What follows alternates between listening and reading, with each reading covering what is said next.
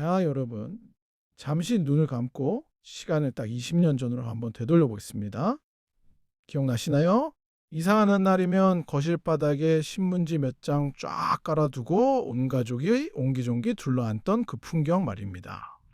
랩을 벗기자마자 모락모락 피어오르던 춘장의 고소한 냄새, 나무젓가락을 딱 쪼개서 비빌 때 나던 그 찰진 소리, 그리고 입가에 검은 소스를 잔뜩 묻혀가며 먹던 그 맛. 졸업식 날에는 또 어땠습니까?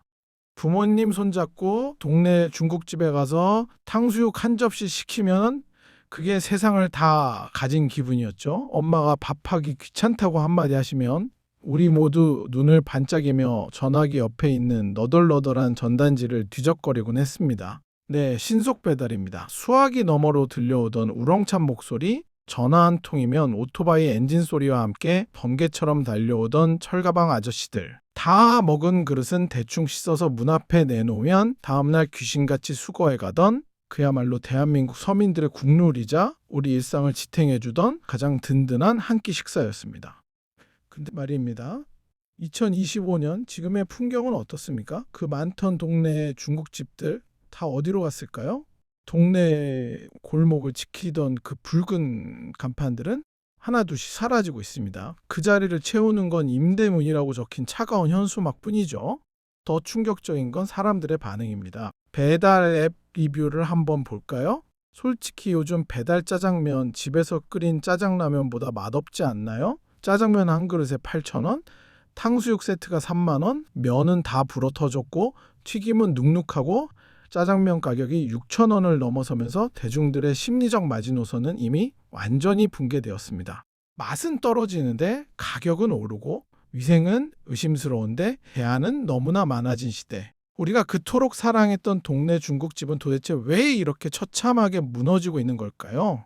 단순히 경기가 안 좋아서일까요? 아니면 사장님들의 배가 불러서일까요? 아닙니다. 이건 단순한 폐업이 아니라 대한민국 자영업 생태계가 겪고 있는 거대한 구조적 재편, 아니 어쩌면 멸종의 징후일지도 모릅니다.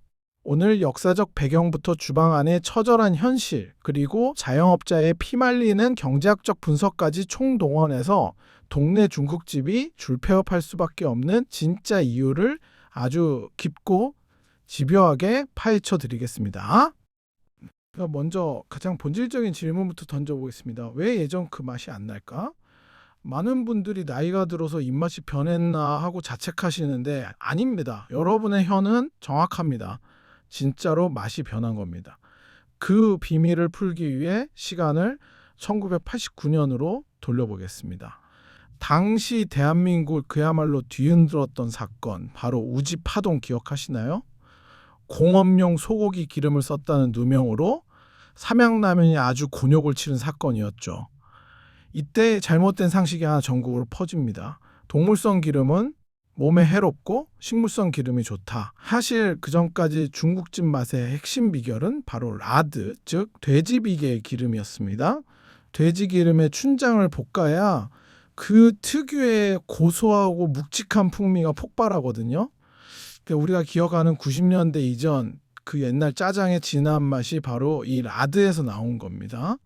하지만 우지 파동 이후 건강에 대한 공포심 때문에 전국의 중국집들이 울며 겨자 먹기로 식용유, 그러니까 콩기름이나 옥수수유로 싹 갈아탔습니다. 지금은 동물성 기름에 대한 오해가 풀렸지만 한번 바뀐 시스템은 절대 돌아오지 않습니다. 왜냐고요? 식용유가 훨씬 싸고 관리하기 편하니까요. 결국 돼지 기름의 빈자리를 채우려고 설탕이랑 조미료를 더 팍팍 넣게 되었고 결과적으로 맛의 깊이는 얕아지고 느끼한 단맛만 남게 된 겁니다. 여러분이 느끼는 뭔가 예전 같지 않은데? 라는 그 느낌, 정확한 팩트였습니다. 그런데 더 심각한 문제는 조리 방식의 변화에 있습니다. 중식의 생명이 뭐라고 생각하시나요?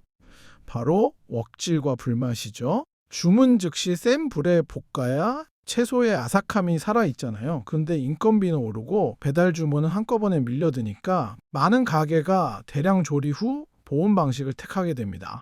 아침에 한솥 가득 짜장을 미리 볶아두고 주문이 들어오면 국자로 퍽 떠서 보내는 거예요. 채소는 숨이 다 죽어서 흐물거리고 고기는 육즙이 다 빠져서 퍽퍽하죠.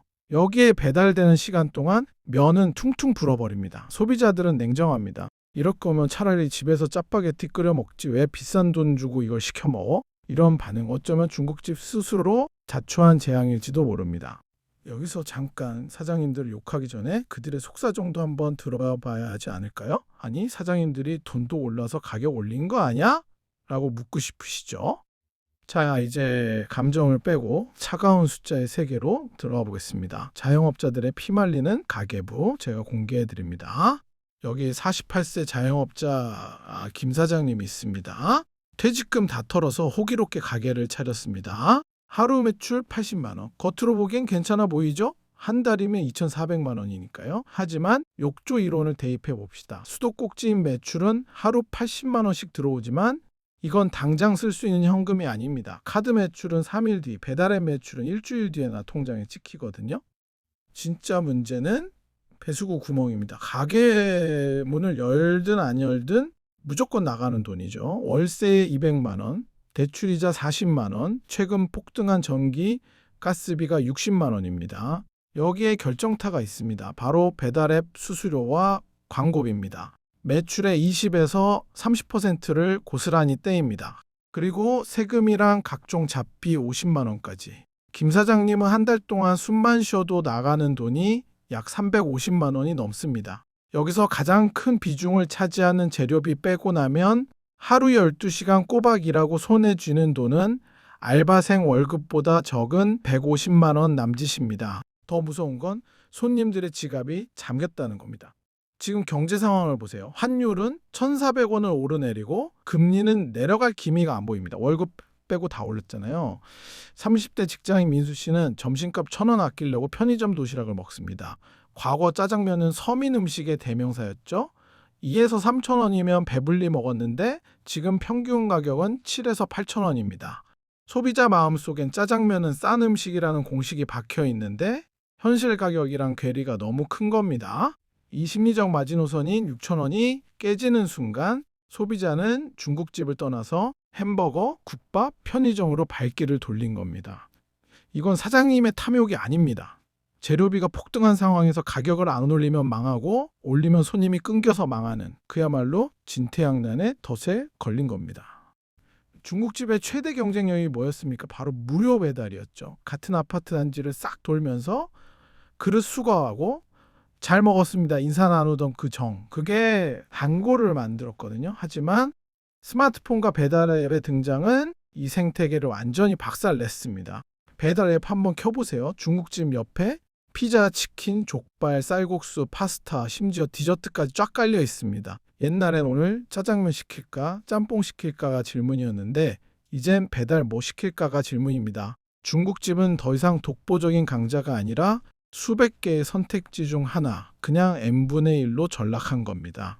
배달 대행을 쓰면서 그 정겨웠던 철가방 직원들은 사라졌습니다. 대신 라이더한테 건당 배달비를 줘야 합니다. 플랫폼 중개 수수료, 카드 수수료, 배달 대행비, 상단 노출하려면 깃발 꽂는 광고비까지 짜장면 한 그릇 팔아서 플랫폼이랑 라이더한테 다 떼어주고 나면 사장님은 진짜 빈 껍데기만 남습니다. 이 구조를 못 견디니까 배달비를 음식 가격에 녹이거나 슬그머니 양을 줄이게 되고 이건 고스란히 소비자 불만으로 돌아오는 악순환이 반복되는 겁니다.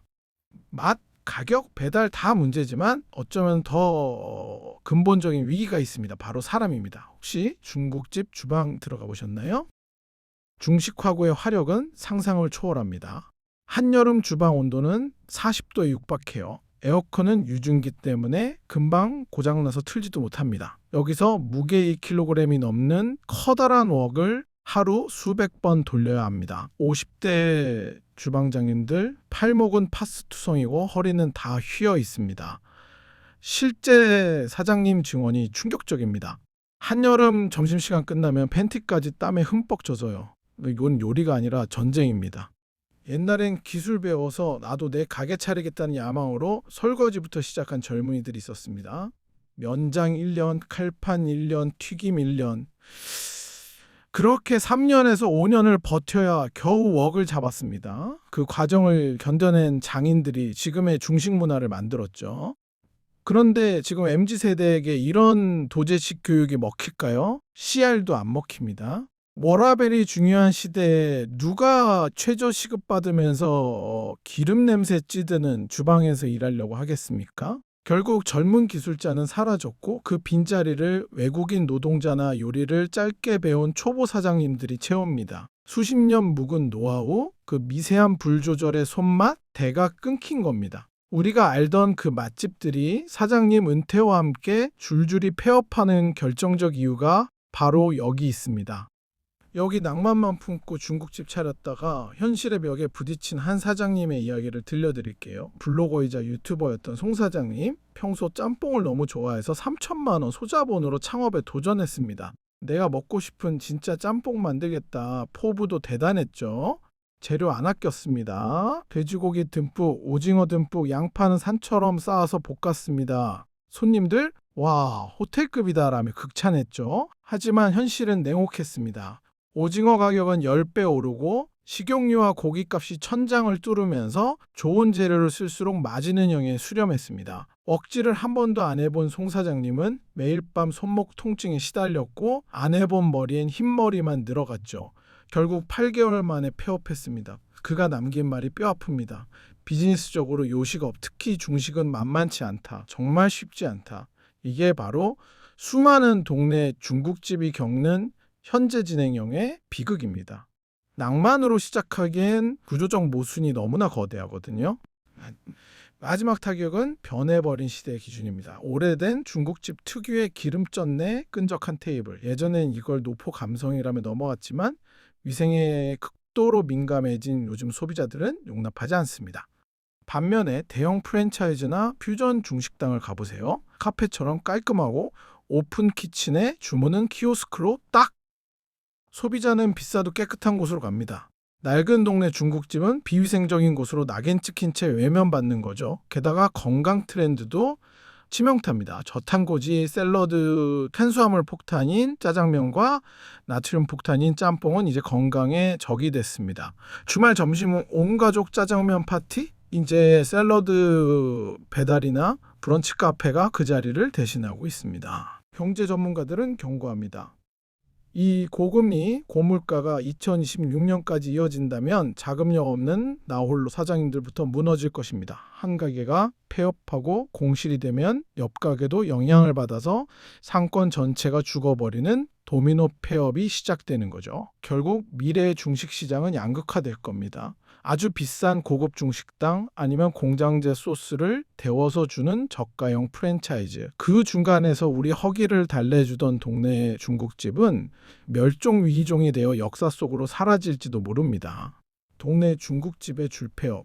이거 단순히 맛집 몇 군데 사라지는 문제 아닙니다. 우리가 살던 방식이 바뀌었고 산업의 규칙이 변했고 시대의 속도가 달라졌음을 보여주는 가장 서글프고 명확한 증거입니다. 어쩌면 10년 뒤 우리 아이들은 짜장면을 철갑방 아저씨가 배달해주는 추억의 음식이 아니라 공장에서 만든 레토르트 식품 혹은 특별한 날 비싸게 먹는 고급 요리로만 기억할지도 몰라요. 여기 짜장 하나요? 외치면 금방 갑니다. 하던 그 우렁찬 목소리. 투박하지만 정이 넘쳤던 그 철가방의 온기가 사무치게 그리워지는 건 비단 저만의 감상일까요? 여러분의 동네에는 아직 진짜 짜장면 맛집이 남아있나요? 혹시 그곳도 맛이 변했거나 이미 문을 닫지는 않았나요? 여러분의 소중한 추억 혹은 동네 중국집에 대한 솔직한 불만과 의견 댓글로 남겨주세요. 여러분의 댓글 하나하나가 사라져가는 이 시대를 기록하는 역사가 됩니다. 오늘 저녁 오랜만에 동네 중국집에 전화 한 통 걸어보시는 건 어떨까요? 물론 아직 문을 열었다면 말이죠.